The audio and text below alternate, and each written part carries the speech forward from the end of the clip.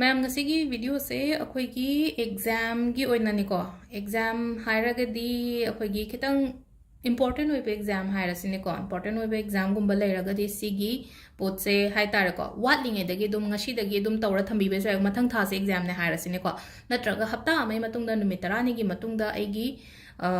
paper natraga aina tha dori be entrance ni khang de mains ni khang de ko haidi job gi gi oira ga so adum ba da loina use to we ai ko ado sida koina chi ma katang lobi ra se ko dum diary gum manung da ira shwe ko ka shugai de ko adu na tabe da hadi just plain paper am lawra ga ira shwe na traga isha gi diary do hadi kanam ta na shok ta ba khota ba ai khatang na use to boy tara ga isha gi diary du da adum si se sema ga thambi se ba hona ba budi hona ram gani ko hona ba plus laksu yam na mathau tai na ko hadi hona ba katang na kitang da litho posu yawi na ko ngasai gi aina apa ba mayam do daw ya da na hangak pa questions kum ba do hai tare ko hadi si aina ngasai aina na han da gi hona rei ba syllabus ta kari da para ko mayam do loina ma yaura aga di hadi question do nungai na ko adum ba mayam do su mating oide na ko hadi aina pa gi ba mayam do hadi loina lak pa na da out of the syllabus kum ba ga lak ta ba hai tare ko adum ba da mating oina ba gi da mak ta ni ko adu si da ham ba ko circle ani khatang sem se ba ko circle ani ai pencil oina lore ko hadi sum column na direct yek pa do khatang phaira ga di na ko ado aham ba da ko circle ma cha ma khatang hi pira se ko duka mathakta circle amaga ko phaigera ka shukai de ko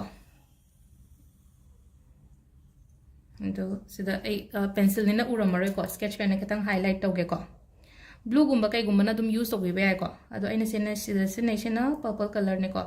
ado blue pen gumba kai gumba du maina use to be sketch lawri sena hadi katang una ba aina to bane na manung ki circle le ko matha ki circle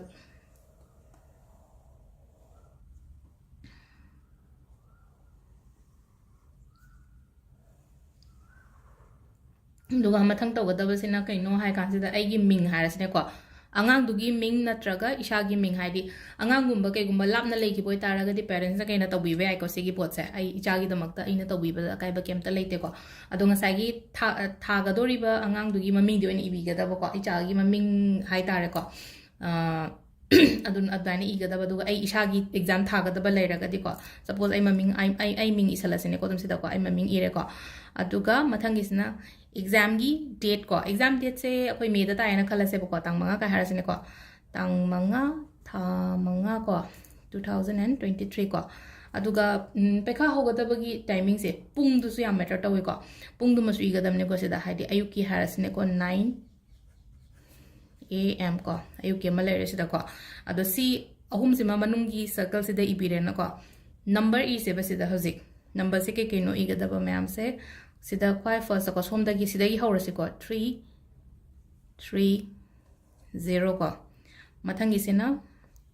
3 2 3 ko ama ani ahum su ba sida na kai igadam no 4 0 ko aduga mari su ba dana kai igadam no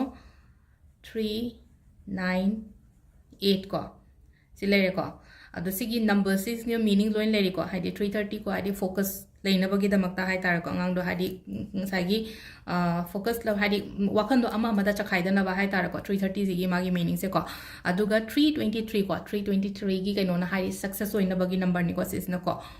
40 ko 40 sina hai stability la na ba hai stable oina bang sai gi ngang do na wakan noiro na traga ai gi tawdori ba thaba ke ka su ma stability ke ka la na ba stable oina bagi damakta ko aduga 398 na ko confusion gumba leita na bani ko haidi confusion create tawda na ba ngasai tawringai manung da ko ado si se dum aina smaina diary gumba da iraga dum thambigra shu yare aduga che da to boiraga na che do setat piraga ai gi upu manung da kai da dum thambigro aduga hayeng exam do haidora kanda mai pak ko patawra kanda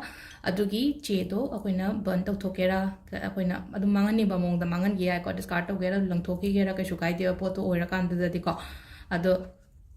sisi matau biro haidi exam haidi important exam thagada bangai gi oina haraga de ko do makata ba videos amu ai share tok jara ge ko na ko thank you